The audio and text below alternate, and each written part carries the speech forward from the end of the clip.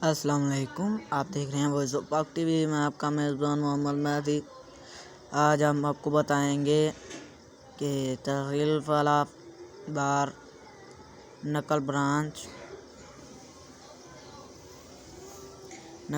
کی فریب کے سے تنگ آ کر سائل نے سیشن سول جج فیروز والا سے درخواست کی، جس میں لکھا ہے کہ سائل کوٹ محمود شرکپور شریف ضلع شیخوپورہ کا رہائشی ہے۔ یہ کیس سائل نے موڑ 21/9/2023 کو ایک سول کیس کی مقصد پر سیدہ مسلمہ خاتون بنام افتخار احمد وغیرہ بدعلت جناب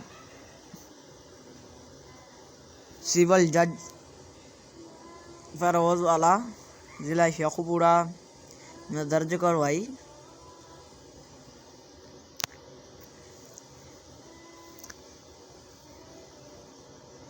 سیشن جج سے اپیل کی جاتی ہے کہ اس کیس کو جلد از جلد نپٹایا جائے اور اس شکایات کو دور کیا جائے اور سائل کو اس کی حق ملنا ضروری ہے۔